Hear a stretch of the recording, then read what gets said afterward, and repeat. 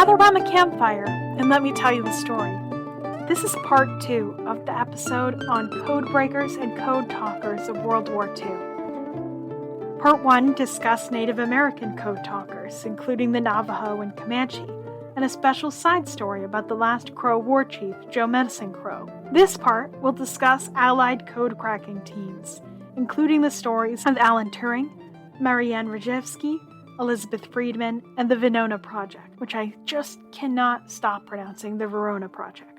Cryptography is the art of protecting information using codes and ciphers, and it has been used for thousands of years. As defined by Bryn Mawr College, quote, codes substitute arbitrary symbols, typically letters or numbers, for the components of the original message.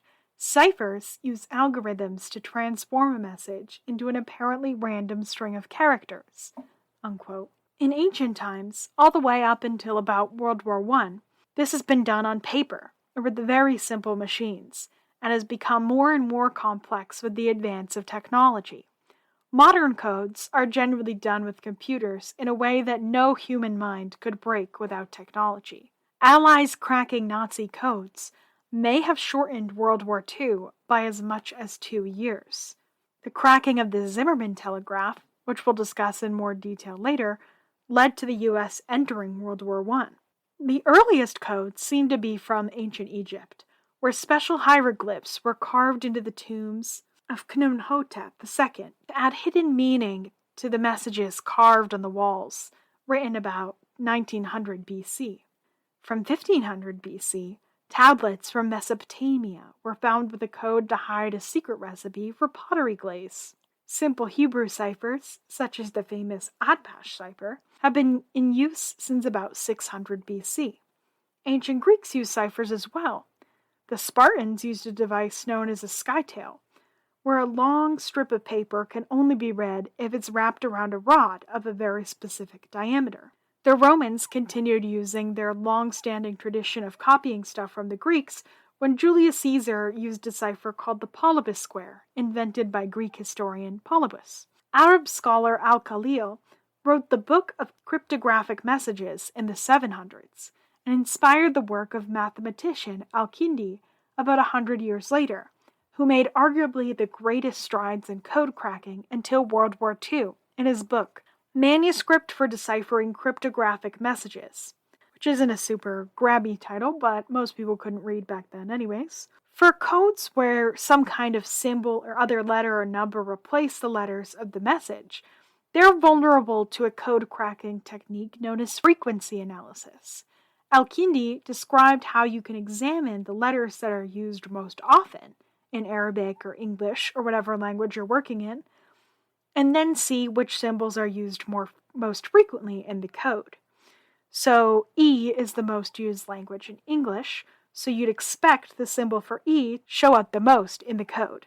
During medieval times in England, from about 800 to 1100, simple ciphers were written into manuscripts for fun. Gotta keep those monks entertained somehow.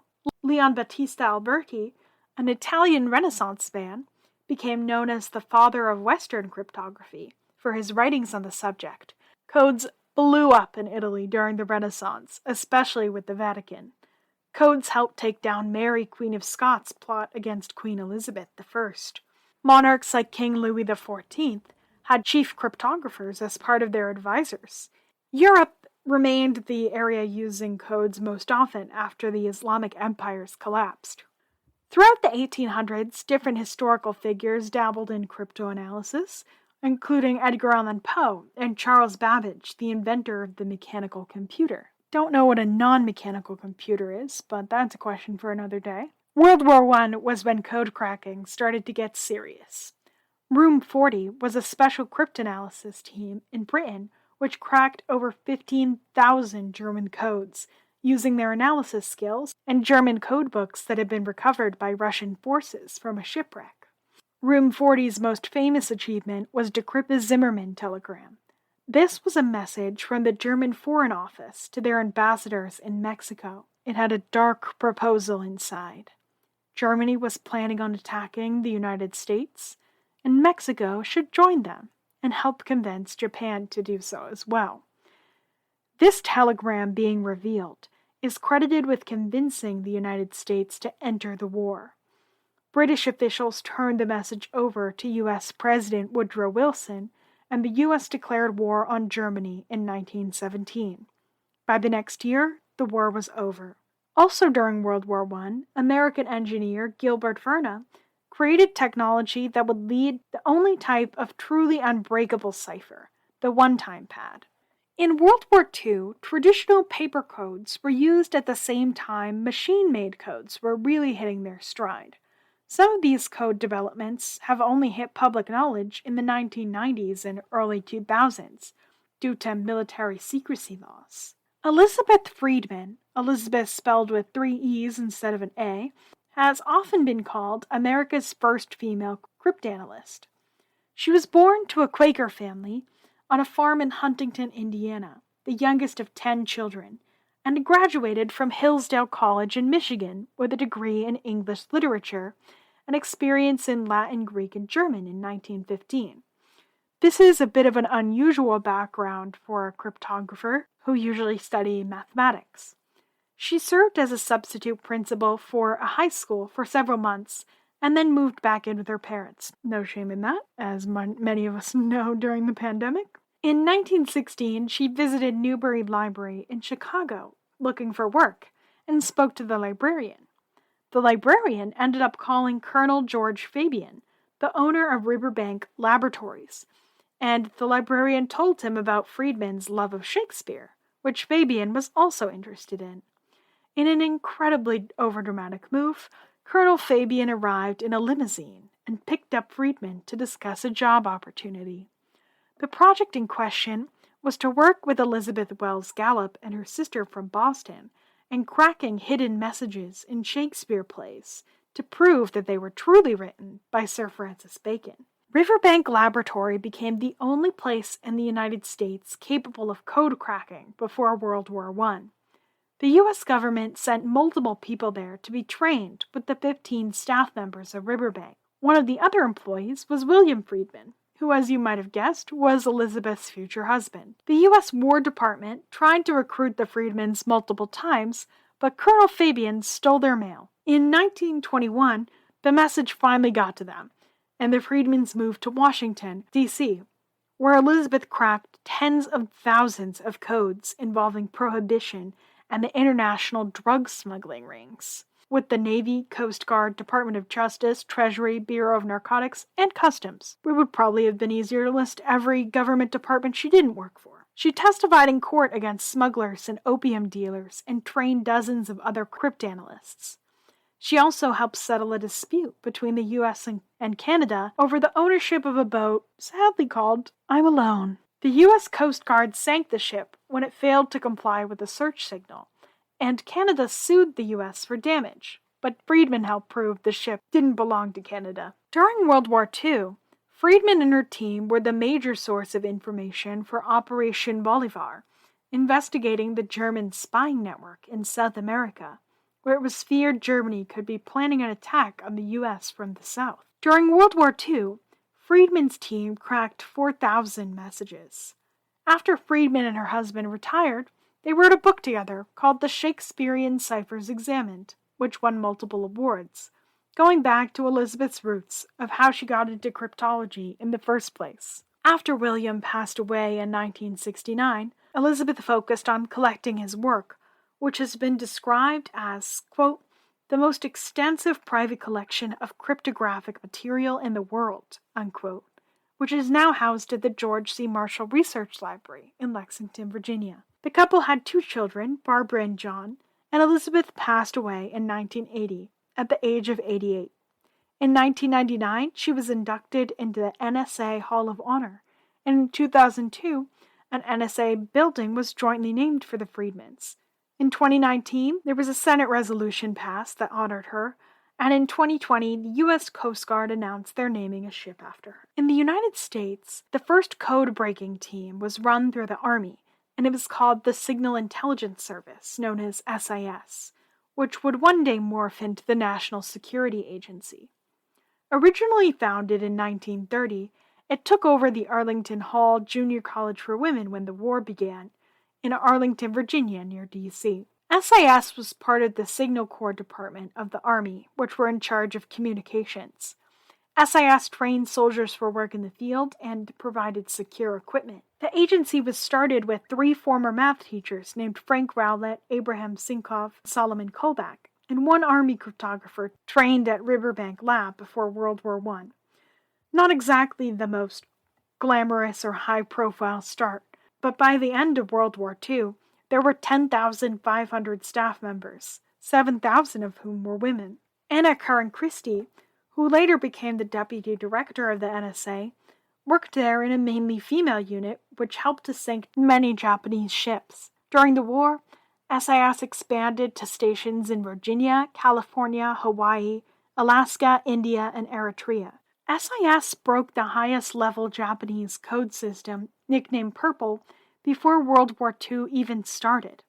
Purple had replaced another Japanese machine called M1 Orange, which was broken by U.S. Navy codecracker Agnes Driscoll, who went by the fantastic nickname of Madam X. The U.S. won the Battle of Midway, at least partially because they had cracked Japanese code system JN-25, which the Japanese did not notice had been cracked and continued using. The American intelligence team called information from their code cracking magic, while the British called it ultra. There may have also been something else that contributed to the Allied success at code breaking. There were 7,000 women working at the British Station X and 11,000 working near Washington, D.C.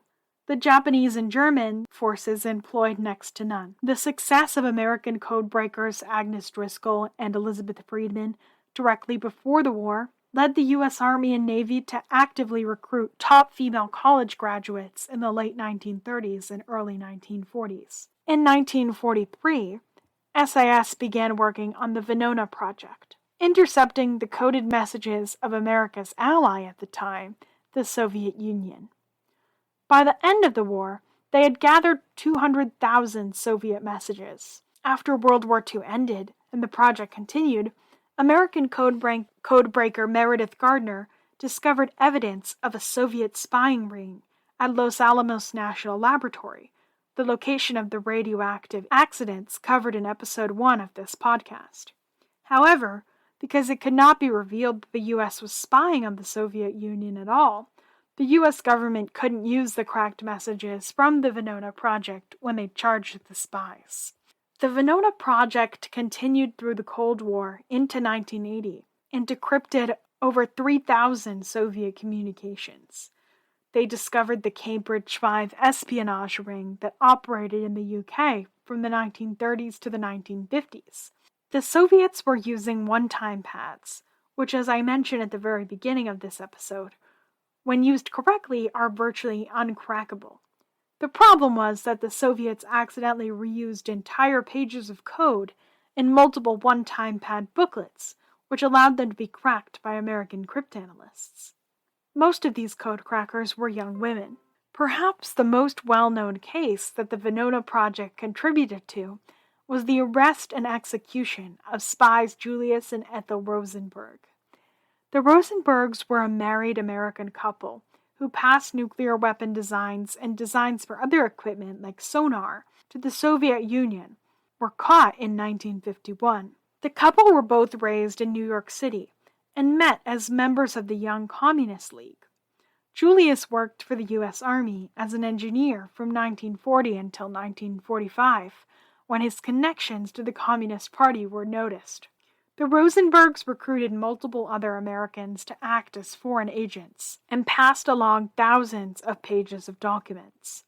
By 1949, the Soviet Union was able to do their first nuclear test, codenamed Joe 1 by the U.S. in reference to Joseph Stalin. When sentencing the Rosenbergs, the judge said, quote, "I consider your crime worse than murder.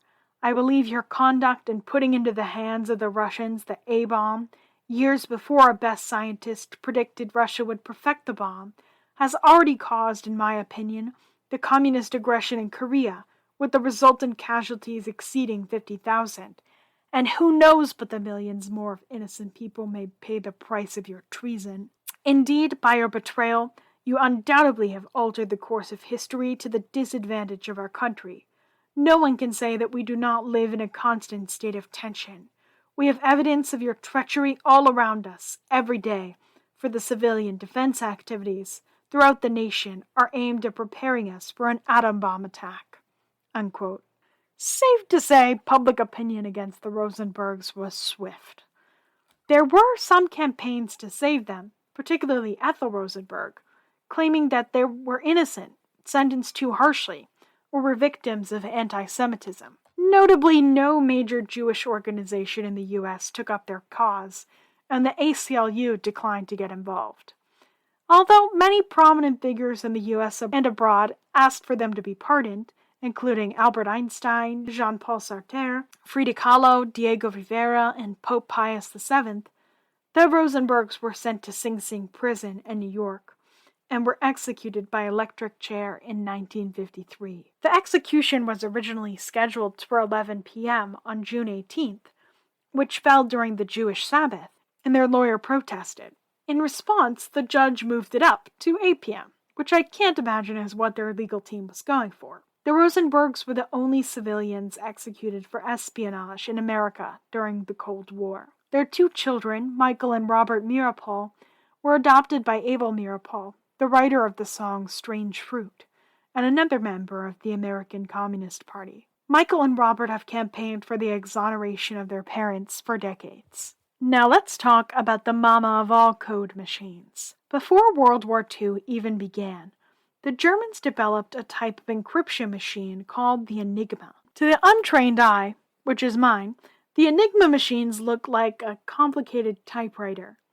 A person could put their little Nazi fingers on the keys and type a message, and several rotors inside would switch the letter with another letter multiple times and then output the coded message made up of scrambled letters. By using multiple rotors inside the machine, an Enigma with 3 rotors could produce 17,000 letter combinations before it repeated itself.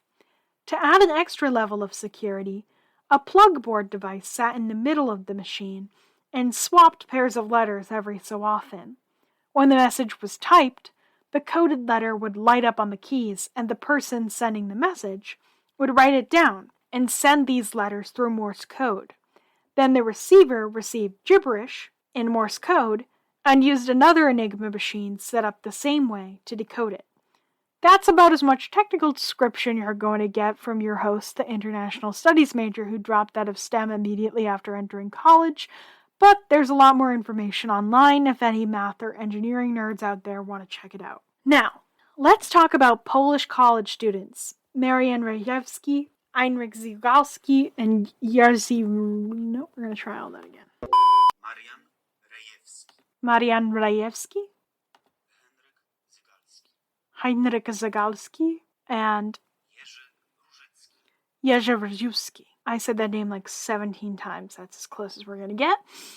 These 3 men had been regular mathematics students at Poznan University when they were recruited for a secret cryptology course hosted off-campus at a military facility.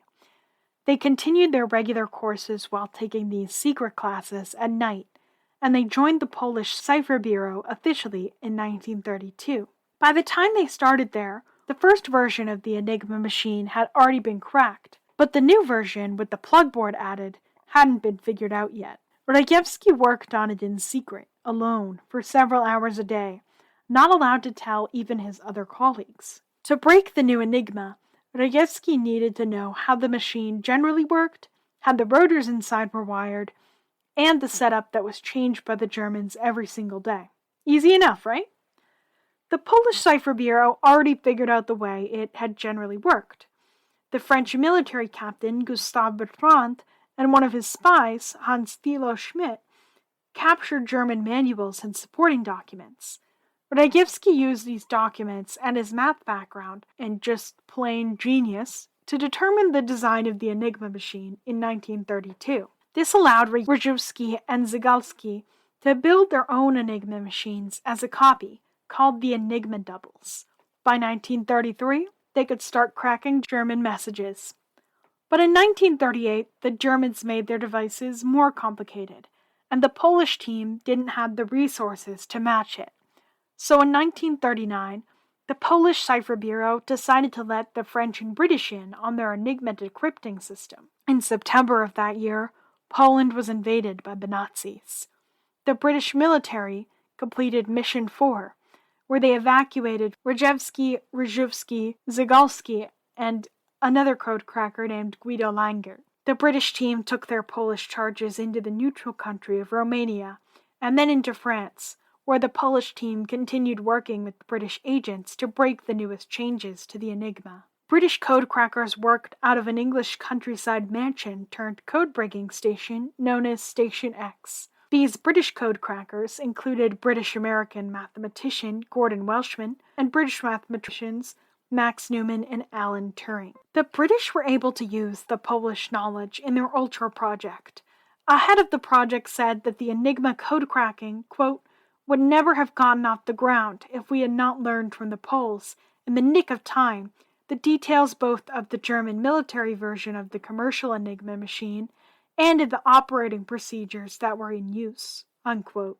The Polish team also figured out what the British team didn't, which was that in this version of the Enigma machine, the Germans used an alphabetical layout for the keys instead of the traditional QWERTY layout, which the British team had originally just written off as being too simple. After the Enigma machine was broken, the Germans developed Schlüsselgerät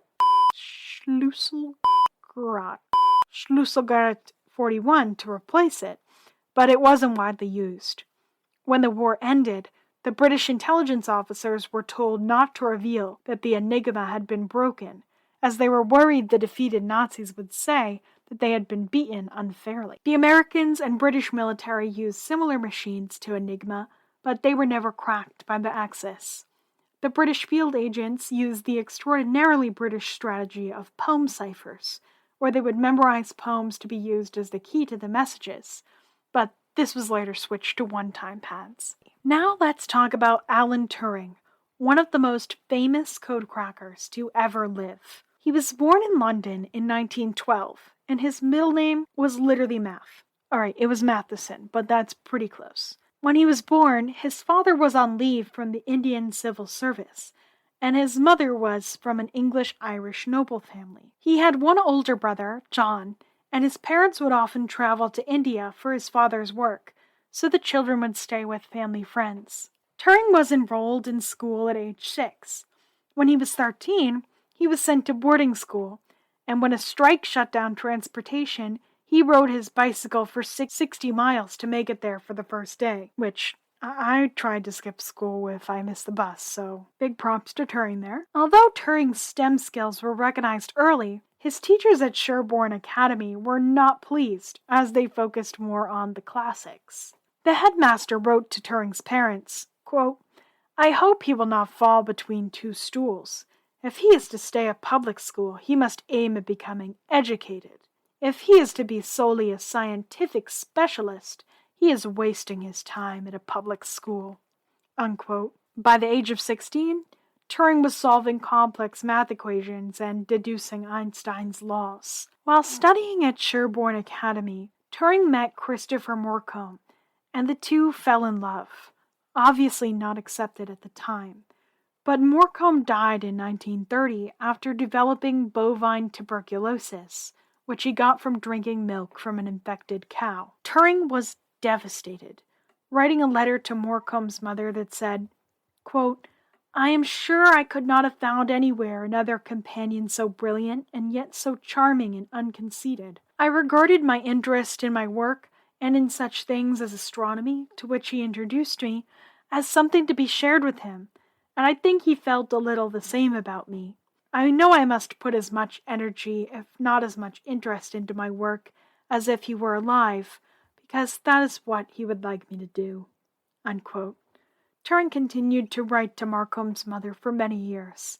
Although Turing has been known as an atheist, he wrote to her at one point, quote, Personally, I believe that spirit is really eternally connected with matter, but certainly not by the same kind of body.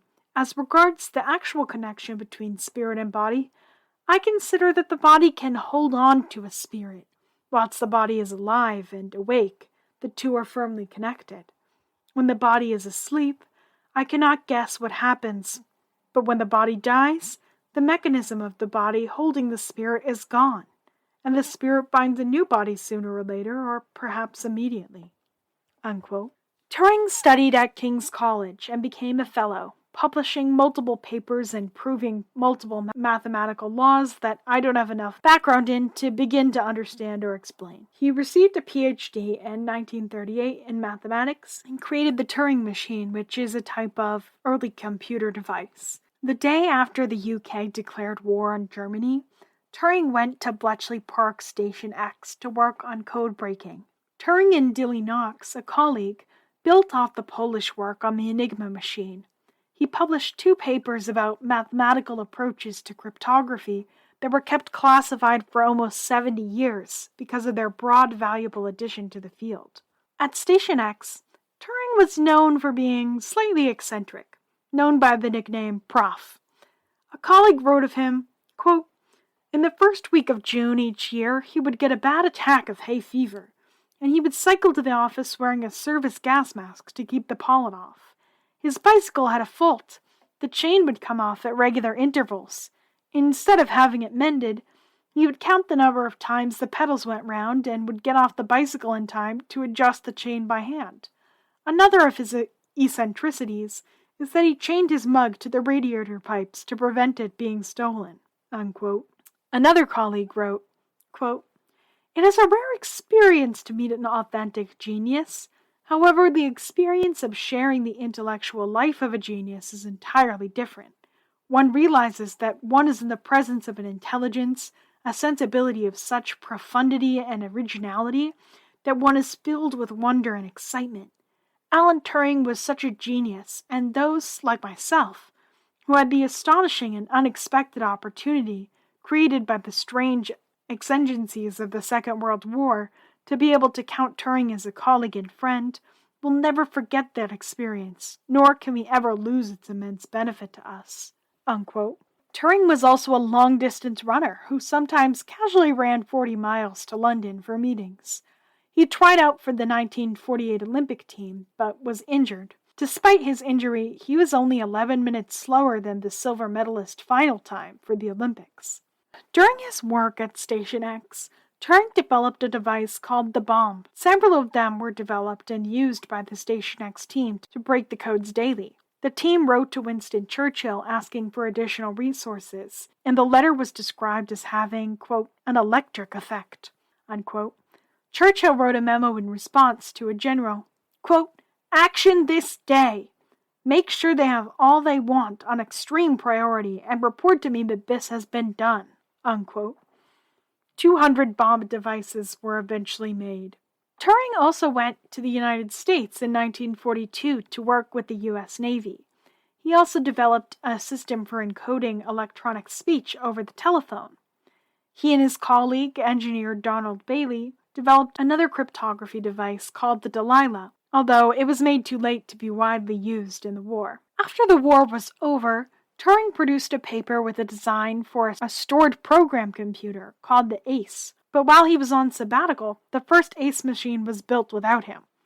He continued working on early computers at the Computing Machine Lab. He also proposed the idea of the Turing test, which is still discussed as a way to tell if a machine is truly intelligent in a way that's indistinguishable from a human by a third party. The CAPTCHA tests, the little identify how many fire hydrants are in this picture that you get on certain websites, is considered the reverse of a Turing test. Turing also suggested that instead of trying to build a computer program that was as intelligent as an adult, the goal should be to make a childlike computer that could be educated, which I really don't know if that's more creepy than a computer that's as intelligent as an adult or less creepy, but both are pretty creepy. Turing also worked with a colleague to make a chess-playing program for a computer. In the 1950s, Turing worked on mathematical biology, a field that uses statistics and calculus to study evolution and other biological processes. Although Turing was a genius whose name would live on in infamy, his personal life was a dark one. Turing proposed to another cryptanalyst, Joan Clark, in 1941, but he eventually admitted to her that he was gay. Although she was, quote, unfazed by this, unquote, Turing decided to break off the engagement. About 10 years later, when Turing was 39, he met a 19-year-old man named Arnold Murray outside of a movie theater and asked him out. A month later, somebody broke into Turing's house. During the police investigation, Turing admitted his relationship with Murray, and both men were charged with gross indecency. Turing eventually pled guilty and was given probation, which included a so-called treatment. He was given hormonal shots of synthetic estrogen. His security clearance was revoked, and he was removed from his cryptanalysis job. He was also blocked from entering the United States. He suffered all of this without being able to discuss the heroic work that he did during the war, as it was still classified and would remain so for the rest of his life. On June 8, 1954, Turing was found dead in his home at age 41. His housekeeper discovered him, and it was determined that he had died of cyanide poisoning. There are theories that Turing poisoned himself with a cyanide-laced apple, as the half-eaten fruit was found next to his bed, and Snow White and the Seven Dwarfs was reportedly Turing's favorite fairy tale. However, Professor Jack Copeland has proposed that Turing's poisoning may have been accidental. Turing had a machine set up in his small room that used potassium cyanide to plate gold onto spoons. Turing regularly ate apples before bed, and despite what had happened to him, he showed no signs of depression. His hormone treatments had ended a year before his death, and a to-do list was found in his home. Turing's mother also believed that his death was not a suicide, but one of his biographers, Andrew Hodges, believed that Turing purposely brought that equipment into his room to hide the fact that he did take his own life. There was also one gloomy omen before Turing's death. Shortly before he died, he took a trip to a seaside town with his friends and met with a fortune teller. One of the friends wrote, quote, "It was a lovely sunny day, and Alan was in a cheerful mood, and off we went. Then he thought it would be a good idea to go to the pleasure beach at Blackpool. We found a fortune teller's tent, and Alan said he'd like to go in, so we waited around for him to come back. And this sunny, cheerful visage had shrunk into a pale, shaking, horror-stricken face. Something had happened. We don't know what this fortune teller said, but he was obviously deeply unhappy. I think that was probably the last time we saw him before we heard of his suicide." Unquote. There has also been an additional conspiracy theory that the British intelligence agencies believed that Turing was too big a security threat to be left alive. Turing held a great number of government secrets, and he freely traveled throughout Europe, including to several communist countries. At the time, there was quite a bit of suspicion placed on gay men. It took 50 years for the world to start addressing what happened to Alan Turing. In 2009, software engineer John Graham Cumming began petitioning the British government to make a formal apology for Turing's criminal charges. After tens of thousands of people signed the petition, British Prime Minister Gordon Brown released a statement that read, quote, "Thousands of people have come together to demand justice for Alan Turing and recognition of the appalling way he was treated. While Turing was dealt with under the law of the time, and we can't put the clock back, his treatment was of course utterly unfair, and I am pleased to have the chance to say how deeply sorry I and we all are for what happened to him. So on behalf of the British government and all those who live freely thanks to Alan's work, I am very proud to say, we're sorry. You deserved so much better." Unquote. Another petition was started to have Turing formally pardoned. It was originally rejected because homosexuality was illegal at the time he committed this so-called crime. But politician John Leach continued pushing for the pardon for years. Famous scientists, including Stephen Hawking, threw their support behind the movement. And in an unprecedented move, Queen Elizabeth pardoned Alan Turing in 2014. After this, public pressure continued to pardon other people who had been convicted of gross indecency and similar charges that criminalized homosexuality. In 2017, the Alan Turing Law pardoned tens of thousands of people. 65,000 men were convicted for homosexuality before it was decriminalized in England and Wales in 1967, and later in the rest of the UK. Turing has been honored many times. Before his death, he was made an officer of the Order of the British Empire and a Fellow of the Royal Society. There's a street and a bridge named after him. In 1999, Turing was named one of Time magazine's 100 most important people of the 20th century, writing, quote, "The fact remains that everyone who taps at a keyboard, opens a spreadsheet or a word processing program, is working on an incarnation of the Turing machine," unquote. In 2001, a memorial statue was unveiled of him. The statue is situated in Manchester, near an area of the city known as its gay village.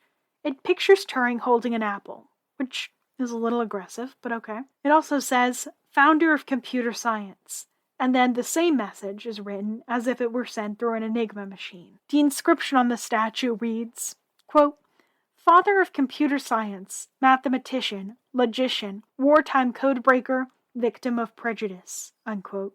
And there is a quote that says, "Mathematics, rightly viewed, possesses not only truth, but a supreme beauty, a beauty cold and austere, like that of sculpture," unquote.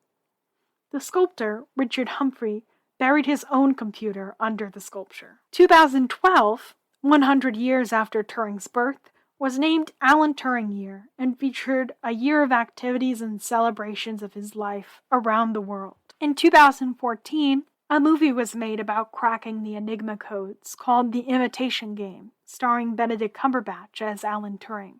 Breaking the Enigma machine may have shortened World War II by as much as 2 to 4 years, saving potentially tens of millions of lives. Alan Turing probably couldn't have imagined the high esteem that he would be placed in today, especially as an LGBTQ icon. But one of his most famous quotes probably sums it up best. He said, "We can only see a short distance ahead, but we can see plenty there that needs to be done." Thank you for listening to Campfire Stories, Astonishing History podcast. If you enjoyed this show, please don't forget to subscribe. If you're listening on a podcast app, I'd love it if you'd leave a positive review.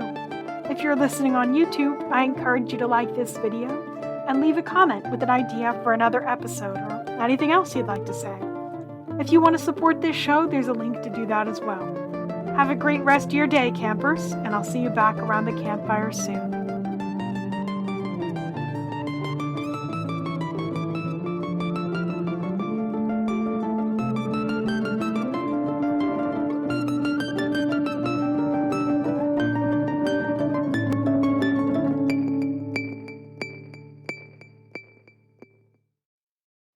If you're interested in starting your own podcast, check out Buzzsprout.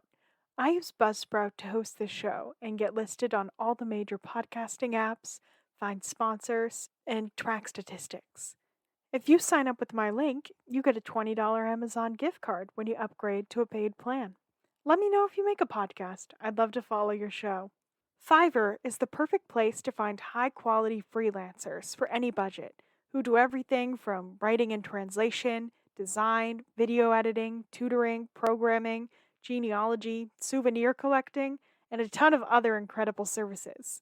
Check it out using the link in the description to tell them that I sent you. Thank you for supporting the show.